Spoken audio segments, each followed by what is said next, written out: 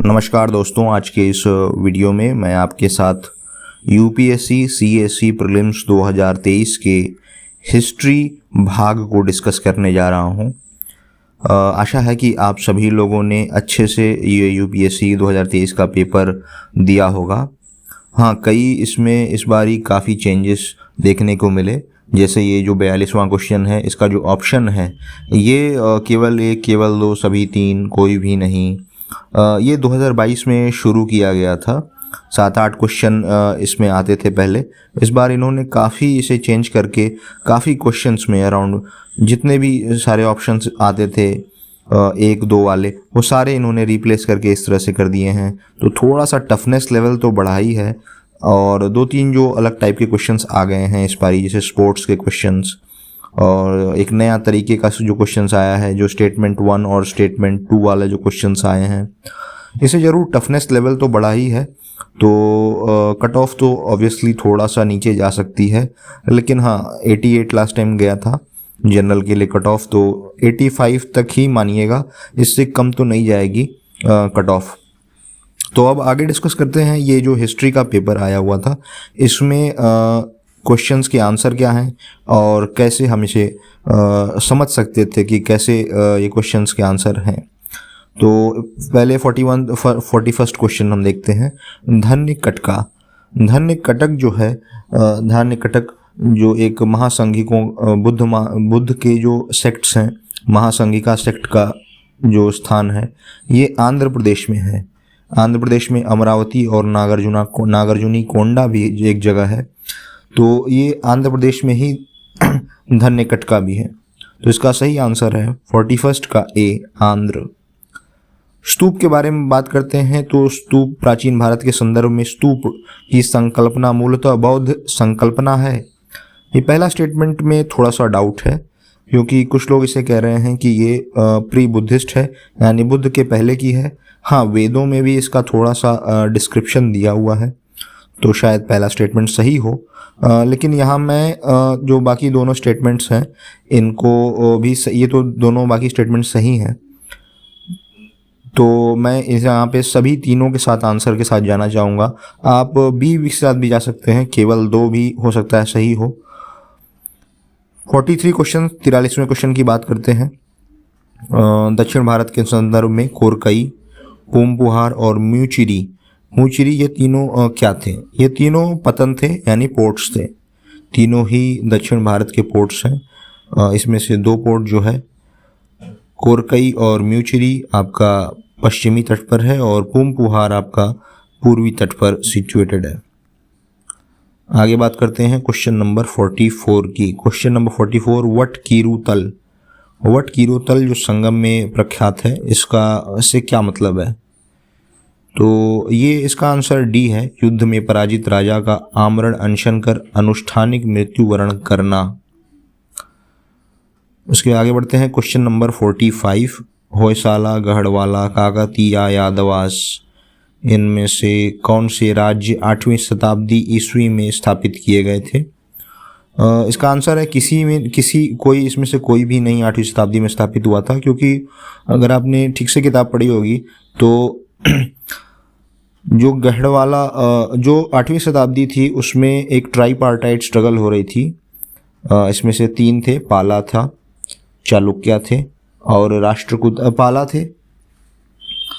राष्ट्रकूटास थे, और कन्नौज के जो राजा लोग थे वो लोग थे। तो ये सारे यही 3 लोग ज़्यादातर डोमिनेट कर रहे थे। तो इसमें से कोई आंसर नहीं है। यादवास को आपको याद होगा कि यादवास ऑफ देवगिरी थे।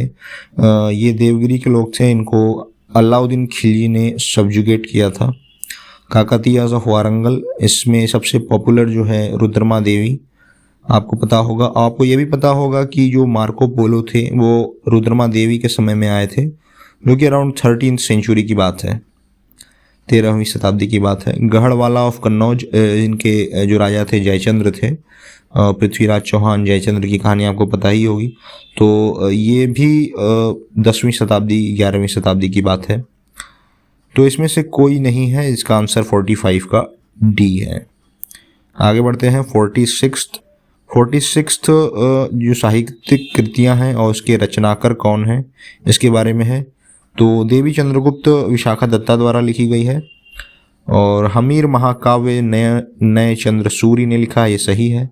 मिलिंद पानो नागार्जुन ने नहीं लिखा है, नागासेन ने लिखा था। नागार्जुन काफ़ी बाद में आए थे, वो सेकंड सेंचुरी यानी दूसरी शताब्दी ईसा के बाद आए थे। और नीति वाक्य अमृत सोमदेव सूरी ने ही लिखी है। तो इसमें से सिर्फ 2 ही सही है, 2 और 4, तो 46 का बी होगा, केवल 2 इसका आंसर होगा। 47वें की बात करते हैं। आत्मा केवल जंतु और पादप जीवन की संपदा नहीं है, बल्कि शिलाओं, प्रवाहित जलधाराओं और अन्य अनेक प्राकृतिक वस्तुओं की भी है। तो यह जो सिद्धांत है ये मूलभूत जैन परंपरा से रिलेटेड है। जैन परंपरा में आत्मा सभी चीज़ों में पाई जाती है, ऐसा डिस्क्रिप्शन दिया हुआ है। तो ये 47 का बी आंसर, ये बहुत ही आसान क्वेश्चन था। और 48वें का देखते हैं कि किसने एक विशाल बांध बांधा था। तो इसका आंसर है देवराय प्रथम। देवराय प्रथम ने काफ़ी और इसमें वाटर कंजर्वेशन, पानी को संरक्षित करने के लिए और भी चीज़ें पे काम किया था। तो देवराय प्रथम इसका आंसर है। इसको निकोलो कॉन्टी जो एक पोर्टुगीज़ विजिटर थे, उन्होंने भी इसको डिस्क्रिप्शन में दिया हुआ है। तो 48 का ए होगा। 49 का देखते हैं। मध्यकालीन गुजरात में दीव को पुर्तगालियों को सुपुर्द किसने कर दिया था। तो बहादुर शाह ने 1537 में दीव में जो लड़ाई हुई थी पुर्तगालियों से, उसमें वो हार गए थे और 1537 के बाद से पुर्तगालियों के हाथ में दीव चला गया था। ये भी दिया हुआ है आपका एनसीईआरटी में या फिर स्पेक्ट्रम में, शायद इस किसी में एक में दिया हुआ है ये। और 50th क्वेश्चन, 50वें क्वेश्चन की बात करते हैं। गवर्नर जनरल के रूप में गवर्नर जनरल ऑफ बंगाल को governor general of India, Bharat के गवर्नर जनरल की जो उपाधि मिली थी, ये किस एक्ट के थ्रू मिली थी। तो ये 1833 का चार्टर एक्ट था। इसके बारे में थोड़ा सा जानकारी जाननी चाहिए कि जो 1773 से जो एक्ट्स चले आ रहे थे, रेगुलेटिंग एक्ट्स, इसमें धीरे धीरे सेंट्रलाइजेशन का प्रोसेस जो है, केंद्रीकरण का प्रोसेस जो है वो बढ़ता गया और 1833 तक आते आते पूरी तरीके से एक आदमी के अंदर सारा चीज़ें आने लगी। तो जो गवर्नर जनरल ऑफ बंगाल था जो 1773 में बना था, वो धीरे धीरे भारत के गवर्नर जनरल के अंदर में सारी जो पावर थी वो आ गई थी। और 1833 का चार्टर एक्ट था वो इसी को बता रहा था। तो लॉर्ड विलियम बेंटिक जो उस वक्त थे वो भारत के पहले गवर्नर जनरल बने थे। तो 50वें का आंसर होगा डी। 81 की बात करते हैं। 81 थोड़ा सा टफ क्वेश्चन है। अगर आपको ये नामों में से कोई भी एक नाम नहीं पता है तो आप इसे शायद सॉल्व ना कर पाएँ। और मुझे इनमें से A.H. लॉन्गहर्स्ट का नाम पता था जो कि नागार्जुनी कोंडा से रिलेटेड में एक्सकवेटेड थे। तो मैं यहाँ पे A मार रहा था कि A इसका आंसर हो सकता है और A सही में इसका आंसर है। पुरातात्विक उत्खनन यानी आर्कियोलॉजिकल एक्सकवेशन से रिलेटेड ये आंसर है। इसमें थोड़ा सा आप देख सकते हैं कि 81 का सी जो है वो गलत हो सकता है, क्योंकि देशी रजवाड़ों में गिरजाघरों की स्थापना, उसके लिए 5 ऐसे नाम दिए हों, ये थोड़ा सा गलत लग रहा है। और अंग्रेजी प्रेस से भी रिलेटेड काफ़ी नाम आपने सुने होंगे, जैसे जेम्स अगस्टस हिकी, ये बहुत पॉपुलर नाम था, ये भी यहाँ पे मेंशन नहीं है। तो ऑब्वियसली ये जेम्स अगस्टस हिकी 81 का बी तो नहीं हो सकता। और ये 5 नाम थोड़े से अलग लग रहे हैं। रेल निर्माण में भी कभी हमने नामों का जिक्र नहीं सुना कि कोई इसमें से नाम आए हों। हालांकि यूपीएससी नए नए तरीके ढूंढता है किस तरह से बच्चों को कंफ्यूज किया जाए।